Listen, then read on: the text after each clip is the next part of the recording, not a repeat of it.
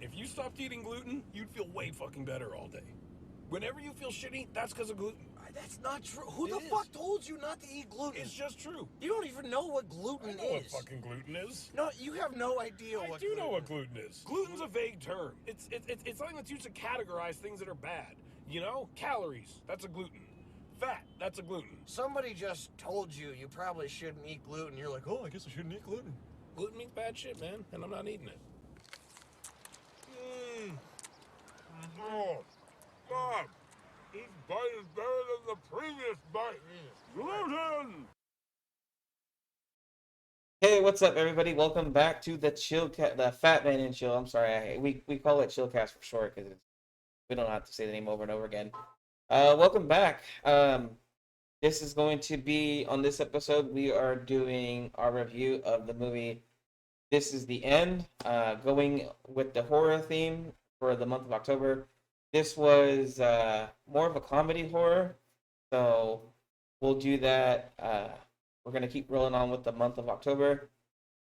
Next month or next week, I have an even, well, I wouldn't say better movie because this movie is like definitely legit. But I have another movie in mind for us three guys to watch, and this one's this one's going back to the '80s, guys. So it's definitely going to be a movie. I don't know if you guys have ever seen it. I don't want to announce it yet because I'll speak to. I want it to be a surprise to the audience, but I'll let you guys know after we're done here.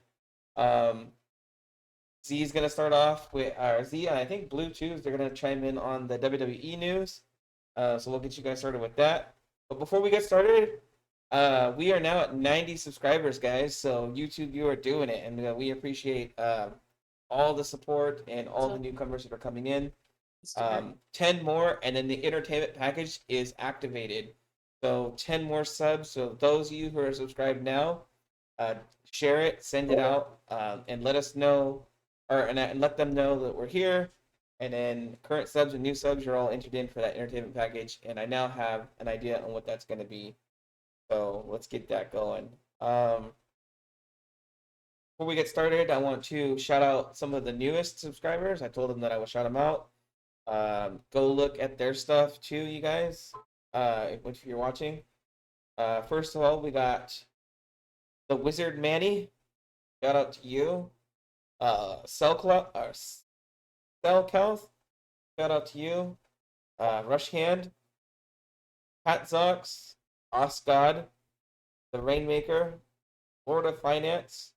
Trevor. Ford Crown Victoria. And again, Swift X10. Me and Swift X10 have been going back and forth. I've been watching his videos. He's been watching ours. So Swift X10, shout out to you, bro. You're a true champ. And then last shout out to a YouTube subscriber. Shout out to our newest subscriber, Brandy. I don't want to butcher your last name, but she has been chatting back and forth, and she's liking our stuff. So shout out to Brandy, one of our newest subscriber and the 90th subscriber. So if you're all listening to this, share it, show people what we do here, and then get us rolling to 100. So that 100 celebration. All right, guys. So how are we doing? I'm doing immaculate.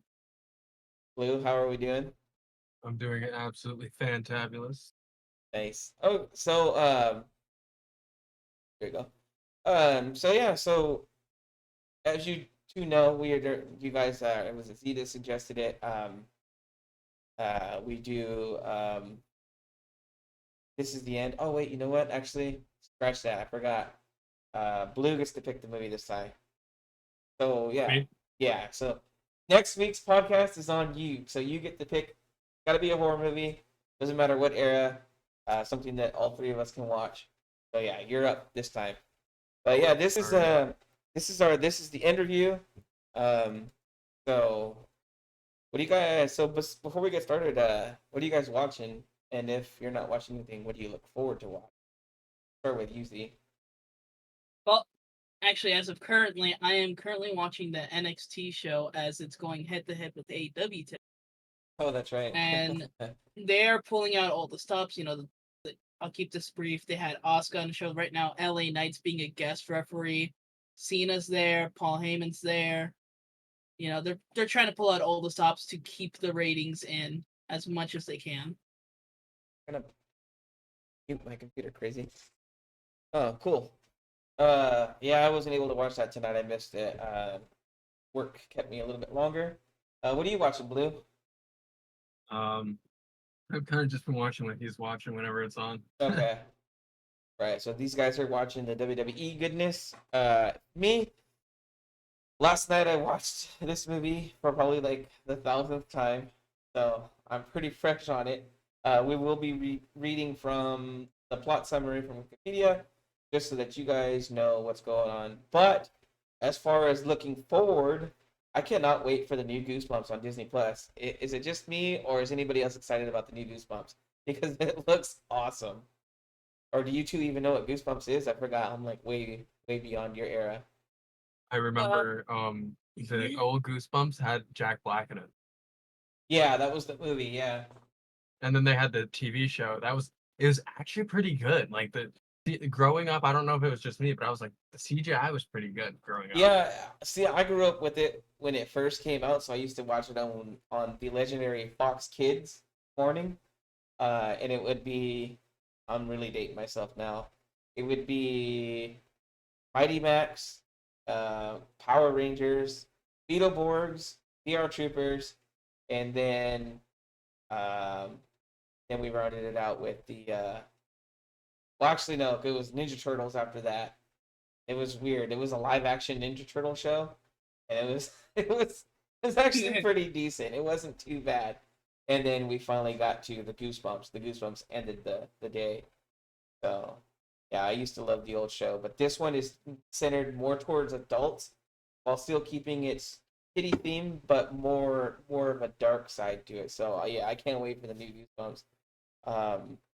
And then of course, Five Nights at Freddy's comes out this month, and we're gonna be doing a review of that as it hits. So be on the lookout for that.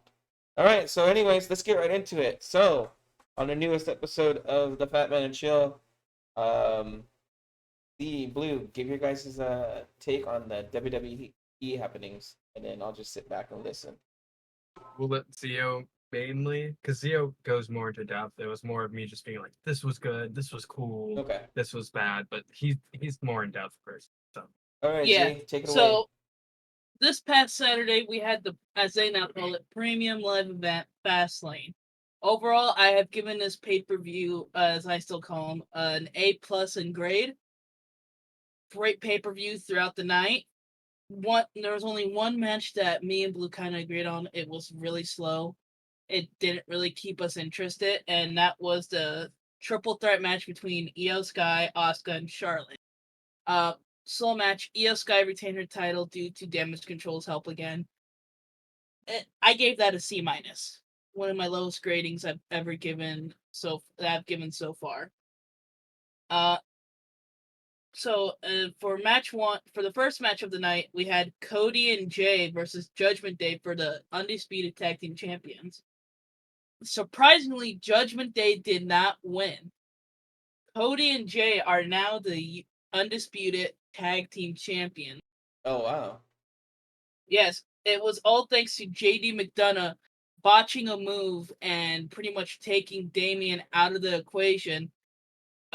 Just enough to where Cody and Jay could hit a modified 1D that the Uso brothers used to do together.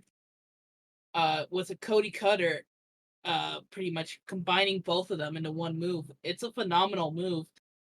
And yeah, it's pretty cool. Yeah, so I gave that match an A. The next match was LWO versus, as I call him, the new Hurt Business, or Bobby Lashley and the Street Profits. It started off as a handicap match, and then towards the end, surprise, surprise, Carlito comes out with the new entrance music. Oh, that sucks. I like this old music. I did too. He hits the backstabber, ending the match. A+ match. It was very phenomenal to see them hold their own in a 2v3 situation for the majority of the match. You know, Carlito doesn't get enough respect. That dude is a phenomenal wrestler. Oh my god, yeah, like he looks so much better. I like him with the full goatee. Yeah. I like him better like that. Yeah. Looks like a big daddy poppy.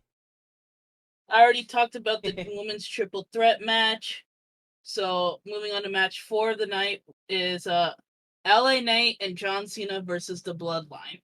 The winners were Cena and Knight. This was an A+ match. Not much to note about it. You know, it wasn't really. It was more. It was a general back and forth bout between them. Yeah. So it was an on. And this match, the last match of the night, was the World Heavyweight Championship match between Seth Rollins and Shinsuke Nakamura in a last man standing match. This match was an absolute banger. It was brutal to the end. It pretty much took Seth hitting a Falcon's arrow through a tech table that they had set up there in the crowd area to keep Shinsuke down for a 10 count. Winner was Seth Rollins. He retained his title, and this match itself is why Fastlane has an A+ grade, because I gave this match an as needed an S grade. Nice. Yeah. I mean, shout out to Nakamura. That dude has hands down the best entrance. Something about his entrance music, just like every time I hear that song, I get pumped. A good workout song, yeah. So this is actually it's actually been noted by some WWE insiders, some well-known ones. I believe Dave Seltzer, I believe, or Meltzer, whatever his name is. It's Meltzer. I think it was him who stated that this rivalry has reinvigorated Shinsuke's potential in WWE. Definitely world champion material for sure. Yeah. It was stated by Nakamura himself that Vince McMahon really held him back, gave him really hard dialect to and lines to say during his promos, which is why he kind of fell off. And it's a good thing that the McMahons aren't in charge anymore. Now that basically the company that owns UFC is in charge now. I think the McMahons being out of the WWE. I mean, they're still technically in there. Vince is still there, but I think a lot of the decisions come down to the main company now. I think it's better that way because now the WWE fighting chance. Hopefully. Yeah, pretty much how it is now with Endeavor owning WWE. Endeavor, that's it. Yeah. They tried to let McMahon run things after the deal went through. The first Raw under Endeavor's hat was actually being ran by Vince McMahon, and they could tell the fans just did not like the style. It was all over the place. Stuff that was promoted to happen that night did not end up happening. McMahon canceled it last minute and changed the plans. So now Triple H is now at the helm once again, and he's been running it since, and the fans are happy. We're happy. I'm honestly happy that he's running things because he looks at things from a fan's perspective. Right. He doesn't look at it from a business perspective. Right. Blue, anything to add? Not necessarily. Okay. All right. So was that it? Yep. Okay. So there's your WWE roundup. Nothing. I did manage to catch some AEW last week. Really, nothing more that we need to add. The Edge and Christian stuff. Christian dropping the F-bomb on Edge, basically telling him straight up to go fuck himself. That reunion's not happening anytime soon, so that was hard to watch, but made for good television. So okay, moving on to the main topic, guys. Wow, 13 minutes in, so we gotta stretch this out. Now moving into the main topic, we watched the movie This Is the End. The movie came out in 2013. Directed by Seth Rogen, Evan Goldberg, written by Seth Rogen and Evan Goldberg, based on Jay and Seth versus the Apocalypse. I had no idea that was true. Let's see. Produced by Seth Rogen, Evan Goldberg, and James Weaver. Starring James Franco, Jonah Hill, Seth Rogen, Jay Baruchel, Danny McBride, Craig Robinson, Michael Cera, Emma Watson, and many, many more. So many freaking cameos in this movie. It was hard to keep track of all of them. Uh, but yeah, so the movie, uh, I I personally love this movie. It's definitely a top 10 for me. We'll give our final rating at the end, but before we get into the plot summary, overall, what did you guys think about this movie? Without giving too much of what your final verdict's gonna be, Blue, what do you think of this movie? Seth Rogan. It's really like I've yet to see a movie that Seth Rogen hasn't been good in. Even some of his Mhm. more dramatic movies are really good. Um, what was that one that I just seen for the first time where he's like he was basically a script writer for the future president. Movie was freaking fantastic. Now I will say Seth Rogen has had one dud, and that being the Green Hornet. Uh, the Green Hornet should have been so much better, but it ended up not being very good at all. I Uh, remember rewatching The Green Hornet, and I was like, "What? Seth Rogen was in this? Hey yo, I never knew." yeah, easily missable. I mean, the sad part is that the movie just, the acting was really good in that movie, but the movie was just bad. I mean, that's the best way I can describe it. And then, of course, the whole thing with the villain trying to come up with his villain name was really dumb. The whole movie. So yeah, the movie should have been so much better than it was. Um, but yeah. So Z, what did you think about the movie overall, without giving away too much in your final rating? I would have to say, at minimal, without giving away too much, that yes, Seth Rogen. Seth So Rogen. Seth Seth Rogen. Seth Rogen, indeed. Uh, all right. So moving on, we're going to be reading the plot summary to you guys, so that way you guys know what the movie's about. And then we'll break it down by little chunks, and then we'll give our opinion on what's happening so far. And then at the end, we'll give our final verdict in the movie. It'll go 3 ranks and then an overall rank that we agree on. The rankings being 1 through 10, no points. The final score being a point factor. So if there's 3 8s, then the movie will get a solid 8. If there's 2 8s and a 7, then the movie gets an 8. No, the movie would get dropped down to a 7.5, and that's how we're going to work it out. But we do have to agree on the final verdict, so um, we'll make a game out of it. All right, plot summary goes as this: Jay Baruchel arrives in Los Angeles to visit old friends and fellow comedian actor Seth Rogen, who invites him to a homewarming party hosted by James Franco. We'll start right there real quick. So the opening scene to this movie is freaking, it's probably one of my favorite openings to a movie ever. Jay getting off the plane, meeting his old buddy Seth Rogen, then being fellow Canadians, pretty much breaking into the business together. True story. Um, uh, the first thing, as soon as they get into the airport, they do their hugs. They're greeted by a paparazzi, and the paparazzi, he says, Seth Rogen, "Hey, you pretty much play the same guy in every movie. When are you gonna do some real acting?" Kind of upsetting Seth Rogen, and then the guy, says, "Hey, give me one of those Rogen laughs," giving the iconic Seth Rogen laugh. Then they then go into the vehicle, or Seth's car, and Jay says, "Okay, we said our hellos, we said our things. Can we please go to a Carl's Jr.?" Seth Rogen then telling Jay that he can't do that because Carl's Jr. has gluten and he's not doing gluten, he's doing a cleanse.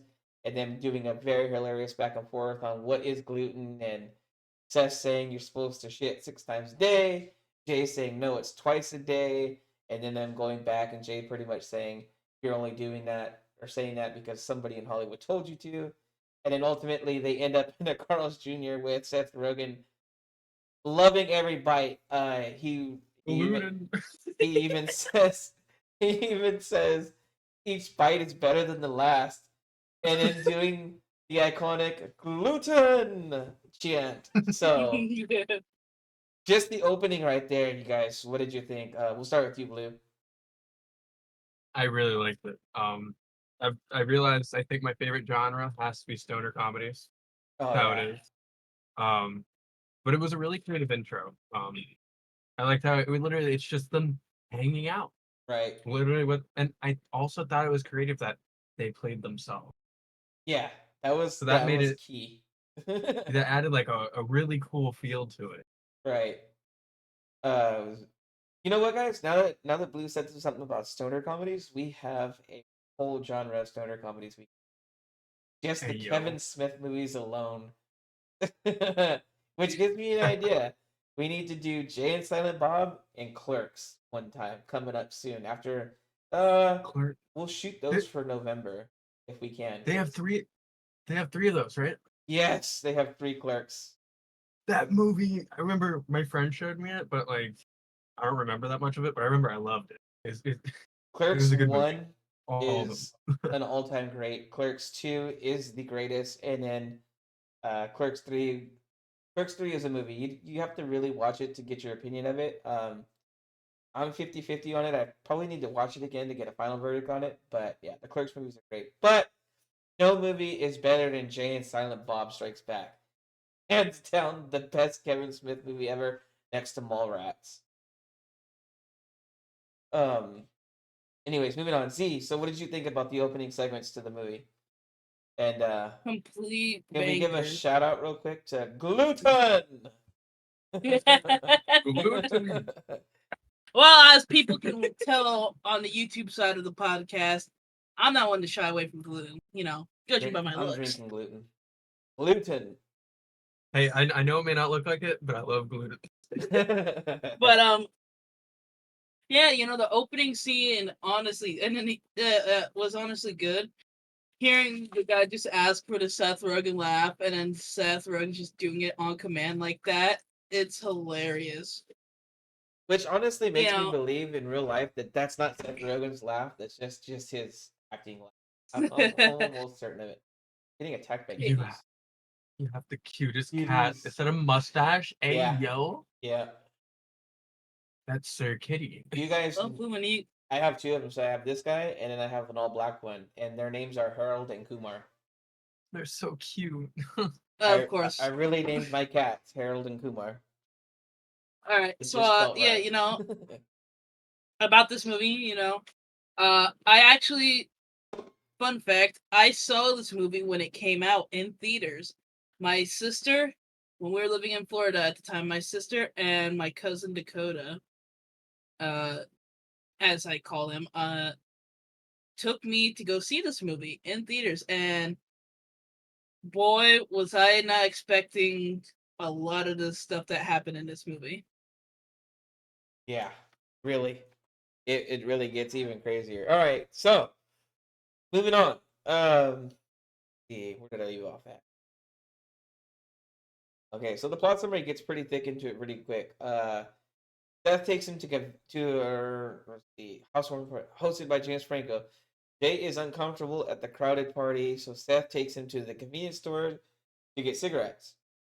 When beams of blue light suddenly come down and suck numerous people. Giggity. Numerous people into the sky. Seth and Jay flee back to James's house and find the party unharmed. An earthquake strikes, and the crowd rushes outside, witnessing a sinkhole opening up in James's yard. Several celebrities and partygoers are killed as Seth, Jay, James, Jonah Hill, and Craig Robinson run back inside and discover on the news that the earthquake has destroyed most of Los Angeles. The remaining partygoers take inventory and supplies and set up ration system and board up the house and await help. So stopping there. So yeah, so right after that, you get into the thick of it. It's the party scene, and then yeah, Jay being super uncomfortable with the Hollywood lifestyle, and he makes it very abundant, very quick that he's just not into the Hollywood lifestyle. He doesn't really want to go to the party. He doesn't want to mingle with people because he's just not into all that. He lets that be known at the party too. And then that's when you get introduced to Emma Watson and Craig Robinson, and they pretty much say he's a hipster because he hates everything, tight pants, and just a general hipster look. And then, like it said, being uncomfortable, he then goes to go get some cigarettes at the store. At the store, he then tells Seth, "Hey, I'm just gonna go back to your house. I don't want to go back to Jay's," and kind of get into a little argument of Seth telling Jay like, we're never gonna make this work if you don't come be friends with these guys because these are my friends." That's when the earthquake strikes, and then blue lights appear.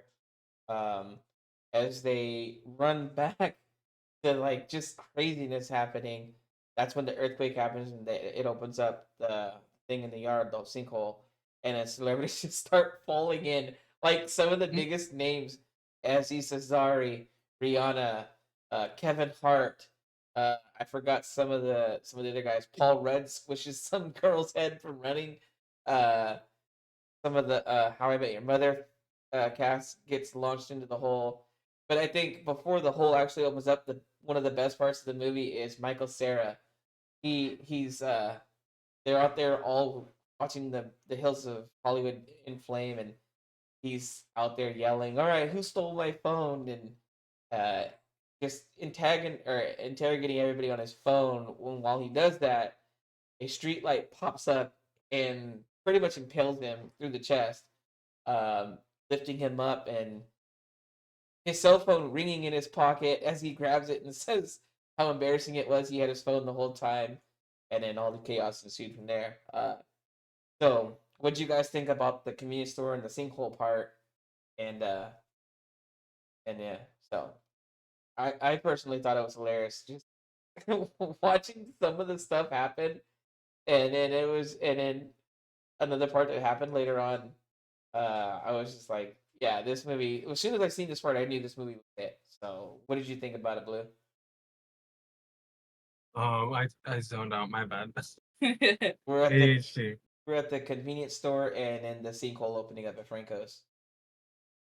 Oh yeah, but how he went to Franco's, right? Yeah, So I thought that was really funny. So the one thing that stood out to me about the convenience store scene was at the end, Seth was just under the freaking what was that like? One of the things and yeah. it The was little over, and then convenience shelf something fell.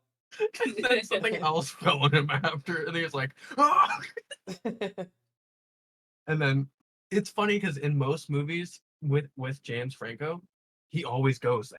You know what I mean? So like, I bet you if something real did happen, he'd be like, "Let's go see James Franco." Yeah, yeah. He's like taught to do that. And R.I.P. James Franco. You know, he didn't die, so don't say that we said that. But yeah, he pretty much has just had a string of trouble in Hollywood, and I think he might be pretty much done with Hollywood at this. Won't get into it, but it sucks because Seth Rogen has even come out and said that he'll never work with Franco again, and that's really sad What? because yeah, you never heard that. No, no, this breaks Yeah, my heart. so I didn't want to Well, get into it, but yeah, James Franco had some sexual allegations come out against with women, and basically he he offered coaching services for sex in exchange, and we all know that that's a no fly zone in Hollywood. They came out against him, and yeah, it was a whole thing, and then Seth and Franco pretty much parted ways at that point, and Franco being shunned out of Hollywood, I think, for the most part. So it doesn't look like Pineapple Express 2 is going to be happening anytime soon. So yeah, that's a bummer. But because this well, it movie, looks like he is playing in an upcoming movie. it might be independent. So because I really don't think it's going to be a major studio one. But Yeah. that yeah, he had some troubles and the price for it. That's the end of the Rogan Franco thing, and it sucks because this movie showed you how well they really do work together. Um, it kind of sucks, but yeah. So Z, what did you think about the convenience store and then the sinkhole opening up and the You party as a know, whole? so about the convenience store, it's funniest scene ever. especially because not to sound bad, but it's a classic horror movie trope that someone of color usually dies first. Oh, that's right. And I didn't even think about that. That's messed up. That's jacked yeah, up. you had the convenient lady, telling the little girl she can't go to the bathroom. Then the rapture happens, and she's still stuck there. Then all of a sudden, just as Seth Rogan and his friend are about to leave, she gets crushed by falling debris. Yeah, And that I'm was just like, that was damn. that was messed up. I just thought about that. Holy cow. All right, so moving on. Yeah, jeez. Danny McBride, who crashed the party and fell asleep, wakes up first the next morning and wastes much of the group's food and water due to his arrogance of the crisis or ignorance of the crisis. He disbelieves that what the others tell him of the previous night's events until a man outside gets decapitated by an unseen creature. Tensions rise due to various conflicts, including Jay and Seth's growing estrangement and the others' skepticism of Jay's belief that the disaster might be the apocalypse, predicted in the Book of Revelations. Emma Watson makes her way back to James's house, only to flee with the group's remaining drinks after misinterpreting an overheard conversation, believing they intend to. Uh, We gotta be careful with that word. You're gonna have to so, leave that out. Playing from desktop 1 Urgton. What'd you do? what was that? My Alexa connected to the Oh, computer. jeez. Okay. Yeah. So, no, I think we'll be fine with that because we're not using it in a derogatory sense. We were just describing the plot of a movie. I've heard worse said on here, but yeah. So we got to all that, and then it's just like, okay, so they. I'll say one part, and you guys can give your opinion on the rest. But so yeah, so all this stuff happens. Jay tells them like what's going on with like he believes it's the apocalypse, and they're like, no, we don't believe that stuff. Uh, Franco tells them that no, if this was the apocalypse, they wouldn't still be here. That that they that pretty much means that they're not good people. Um, so then as we get to the part of somebody banging on the door, it's the guy, just a random stranger guy, and he busts through the door and he tells the guys, "Let him in. There's something out there. They don't understand what's going on out there." They all give their reasons why they're not gonna let him in, and Seth Rogen tells them, "No, we don't want to let you in because we don't know if you're a weirdo. Like, what if you want to come in here and what if you want to come in here and titty fuck us?" The guy then responds to, "If you want me to do that, I'll do it. I'll do it real good. I'll make you happy." Uh, and then yeah, the guy's head comes off, and that's that. So, Blue, what do you think about all this happening at that time? I just thought the whole process was just hilarious. Uh, I don't know how to explain it. Right. It's just a Seth Rogen buildup. You know what I mean? Yeah. So, what did you think about Danny McBride's intro? I'm really bad with names. Danny McBride was the one that came down the stairs. He was the one that was asleep in the bathtub, and he came downstairs and started cooking that smorgasbord of stuff. My ADHD brain isn't remembering that. It's okay. It's okay. So yeah. So Z, what do you think about all that? I found it pretty funny, honestly, the fact that that's something he pretty much represents me, because that's something. If this were to happen, that's exactly what would happen to me. I'd be asleep at the party. I'd wake up not realizing the grip of the situation until I see the decapitation, and then my ADHD mind would kick in and be like, "Oh shit, this is real." Now, granted that McBride was the one that was gonna let him in before the head came off too. So yeah, Oh, it was Danny McBride. He's that guy. yeah, yeah. I had to look him up. No, it's good. He Yeah, played in 20 minutes or less too. yeah. 30 minutes or less. Another good movie that we need to do eventually. That movie's awesome. Um. So yeah. So oh man, the whole scene, and then yeah, the Emma McBride or Emma Watson comes in, and then yeah, there's the whole misinterpretation of the situation, and yeah, that was hilarious. One of the guys. Go ahead. If they were to ever make a second movie like this, and they needed someone to replace James Franco, I know the perfect candidate. Yeah. Tobey Maguire. That would work. I mean, like, come on, you had the second Green Goblin in the first one. If you make a second one, put Tobey Maguire there, put Spider-Man in there. Jeez. Yeah, that I don't know. Too. It'd be interesting to see Tobey Maguire's comedy side, because you get kind of it in Spider-Man, but it's more like of a goofy comedy. But yeah, I wonder if he could pull it off. You guys heard about Spider-Man 4? Yeah, I heard it's rumored. It's rumored, yeah. Yeah, that would be awesome if it actually happens. They are making an Amazing Spider-Man 3. That has been. Well, I mean, Spider-Man, Maguire and Garfield are going to show up in Secret War. They have to, according to the comics. So we'll see them again for sure.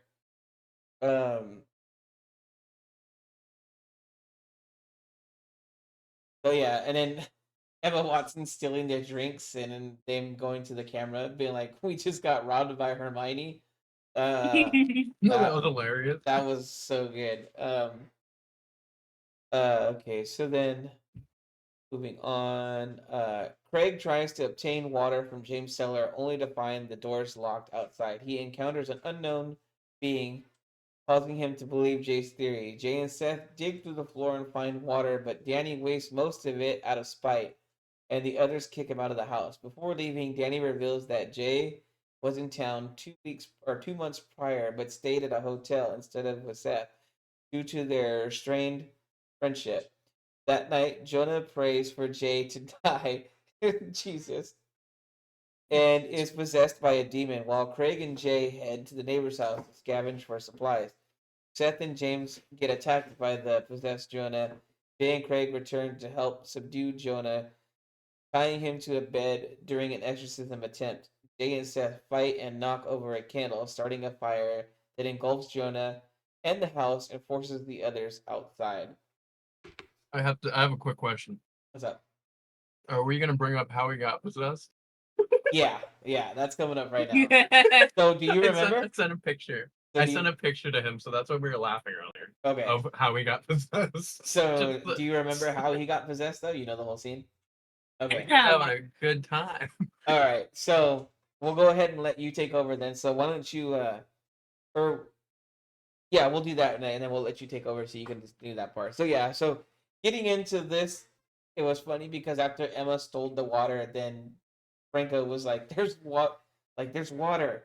It's underneath us. And everybody's like, wait, what are you talking about? He's like, it's like right there, right beneath us under the floor. If we could just get to it. And that's when they come up with the idea of, they'll just dig through the floor. Using baseball bat, a coat holder, and just other various blunt objects to try to pound through the floor. My thought is, who doesn't have stairs to their own basement inside the house? That's what I was thinking too. He also said, "This place is a fortress." Yeah. So then moving on to that, they break through the floor. Jay and Seth kind of trying to mend their friendship, bust through the floor, falling through it about 5-6 feet maybe, and then finding the water, and then they get to the scene where they're all celebrating. They're all drinking their glasses of water. Danny goes to get a second glass, to which they all say no. Everybody only gets one glass, and then Danny, out of spite, goes and gets another one. And instead, he pours the water all over himself, wasting like 90% of it. And then we get to some other stuff, and then the possession scene. So this Blue, take away the possession scene. Try not to go into too much detail. I don't want to go into too much detail, but he was having a dream. There's this outline of this creature was something hanging out from the middle area. And he was like, this ain't a dream. And then it just lights out and he's possessed, right? The next scene, wasn't that what it was? Yeah. So, uh, so yeah. So like Blue was saying, Seth, or was it Jonah did have he was in the room and he was praying. He prayed to God and saying, it would be tight if you could just kill Jay because he's just holding him and Seth back. And yeah, and so uh, me being more on the blunt side and not really afraid, and uh, he's then greeted by a demon in the shadow edge where you see a giant demon schlong hanging out, and you can guess what happens there. So, Jonah's then possessed. 19 inches of possessed. 19 inches of possessed. like I think that was more than 19. like What? Sony's hilarious, like Sony UK's hilarious tweet of, "Can you handle 19 inches of venom?" Um, yeah. So he didn't wake up. He didn't. Craig and Jay run to the house next door. They managed to scramble up some supplies, and then we get back to the whole demon versus the remaining survivor scene, leading ultimately up to in the flame engulfment of Jonah Hill and the house burning down, forcing them outside. So Z, what did you think about the house session scene? Judging by my reactions earlier, I bet people can make a wild assumption of the possession scene at least. All in all, like I said, this movie is just 100% gold. I'm laughing the entire time. I'm really intrigued. Like it's one of Seth Rogen's best works. And then Agreed. shout out to the Long Dong Demon. He killed it in that. Long dong. Long dog. The LDD. Long dong silver. Long dong. Yeah, that's it. LDD. Shout out to the LDD. With his glorious 20 inches of power. Moving on. James suggests driving to his home in Malibu, but he finds his car guarded by a demon. Craig voluntarily sacrifices himself to help the others get into the car and is raptured into heaven. The others realize that they can save themselves by performing a selfless act on the way to Malibu. The three encounter cannibals led by Danny and his sex slave Channing Tatum. James volunteers to sacrifice himself, and a blue beam that begins to pull him into heaven appears. However, James taunts and insults Danny, causing the beam to vanish, and for Danny and the other cannibals to eat him alive. While Seth and Jay escape and encounter Satan, who attempts to eat them. After Jay apologizes to Seth for his wrongdoings, a blue beam strikes and causes him to ascend to heaven without Seth. Jay grabs Seth's hand as he heads up, and his presence prevents him from ascending into heaven. Seth forces Jay to leave him behind, after which another beam appears around Seth and inadvertently castrates Satan. In heaven, Seth and Jay are reunited with Craig, who tells them that any wish comes true there. After Jay wishes for the Backstreet Boys, hell yes, the band performs Everybody Backstreet's Back as everyone dances, closing out the movie. So guys, there we have it. That was pretty much the movie summed up in the plot summary. Thanks, shout out to Wikipedia for that. It makes it a lot easier. So yeah, guys. So the final scenes of the movie were hilarious. So, Blue, what do you think about the final moments of the movie? I thought it was really cool how it ended on like a happy note, you know what I mean? And it was funny how it's just like be a good person, friendship is magic, you know what I mean? Like at the end it's like that was the moral of the story, and then it was so funny that they could wish for anything. Right. And a joke I wanted to make was, I'm the blue beam. So, what did you guys think about the Danny McBride reintroduction, Cannibal Gang, and then of course we're not going to skip over the Channing Love bug Tayton. That was interesting. You know, I brought this up to Blue while watching the film. I asked him, like, how much you think Channing Tatum got paid to play this role, to have this role in the movie? Like, how much was he paid? How much was he bribed Oh, to do this? they did an interview with Channing Tatum about this specific scene in the movie, and the interview, I think it was on like one of the late shows. His response to it was hilarious. He was like, he said something like Seth Rogan texted him late one night and told him about the scene. He's like, all right, yeah, let's just do it. So, but it's way more in depth than that. It's hilarious. And then Seth has a follow up of him actually being like, he'll never do this ever. And then Channing Tatum responding back, okay, let's go. So yeah, if you guys get a chance to go check out that interview because it's hilarious. Um, but yeah, Danny McBride's reintroduction, Channing Tatum being a love slave and basically dry humping Danny's leg the whole time, grabbing his sack, and pretty much just be like, "Hey guys," and all that. And then the funniest part is when he, I love him. And it was, yeah, that whole ending scene, and then when Franco gets beamed up, and he starts giving the bird and saying "fuck you guys," and just all of a sudden it stops, and then they're like, "it's eating time," and they eat them, and um, that stuff was all. Yeah. So, what did you guys think about the Franco bean part? Start with you. The Franco beam, was it like When he got you're picked talking up. about? And when he was holding Seth's hand too. Seth's hand too. No, that's No, Jay. Franco. When Franco was gonna get beamed up because he sacrificed himself, but then he come and didn't get beamed up. He got dropped and then they ate him. Oh yeah, I think I looked right away when that happened. Oh, okay. What about you, Z? Honestly, all I gotta say is leave it to Franco, the guy that played the villain in Spider-Man 3, to fuck up pretty much and not get beamed up to heaven.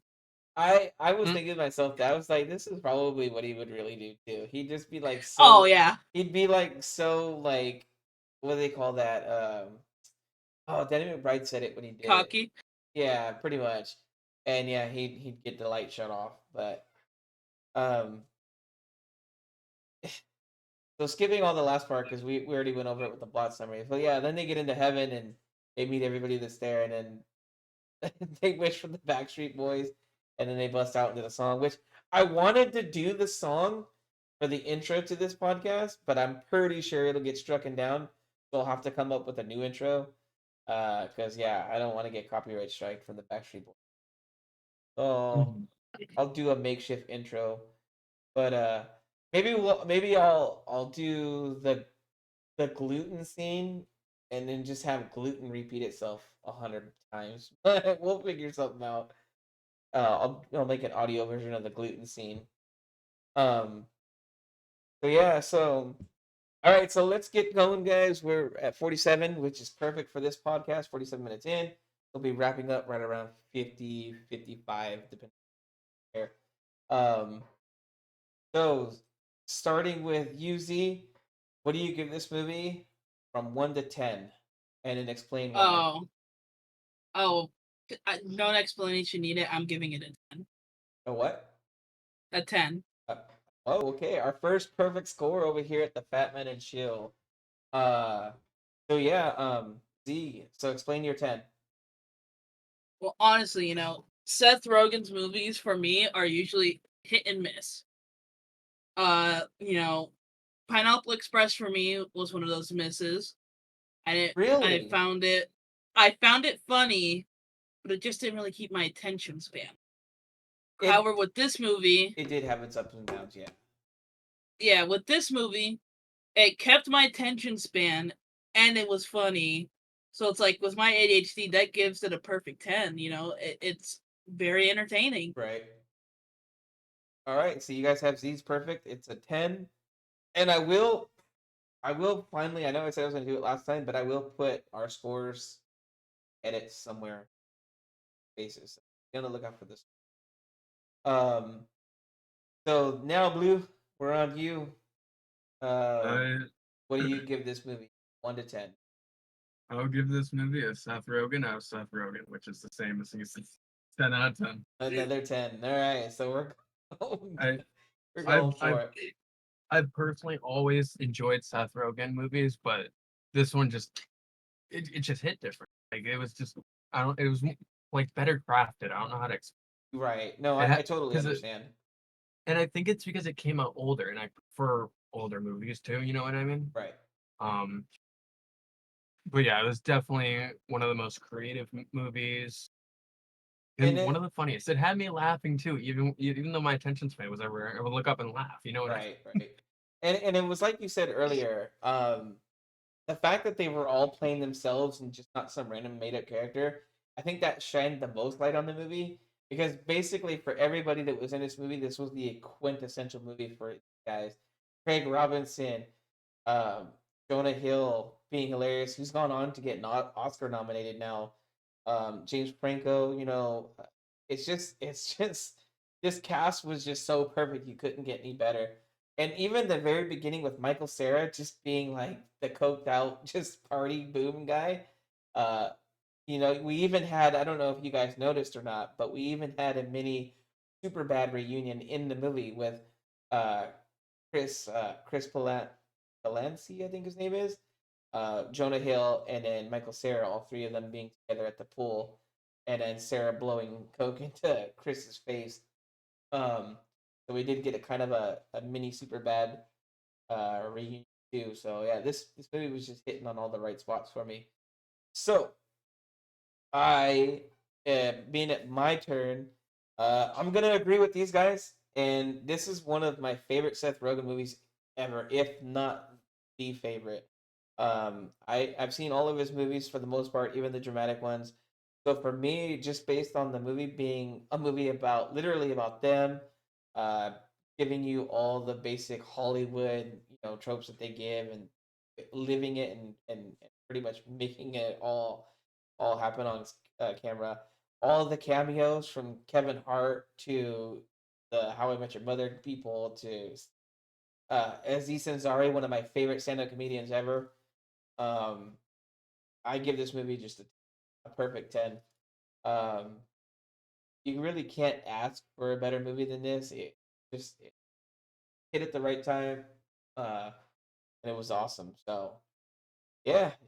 So okay, guys. So this is our first perfect scenario. So thinking in celebration of the first perfect 10 given on the show, I think we need to reward subs somehow. So, because of the triple tens, guys, we are going to do in honor of this episode. We're going to be giving away a small entertainment package in is perfect 10. So, all you have to do is if you watch this video. Now, this is literally only going to be for the people who comment on this video. So if you watched all the way through, you've now seen that we gave it a perfect 10.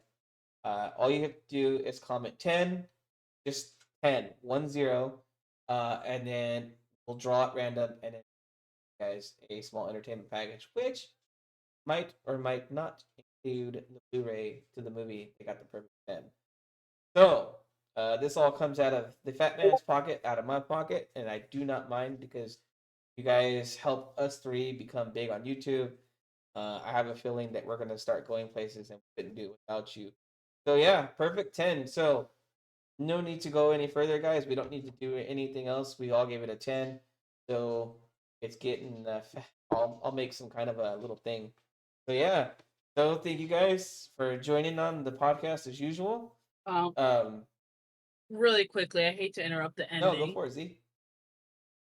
So emergency wrestling news. NXT has just ended. It's just now ending. The final match just happened between Braun Baker and Carmelo Hayes, each with Paul Heyman and John Cena in the end.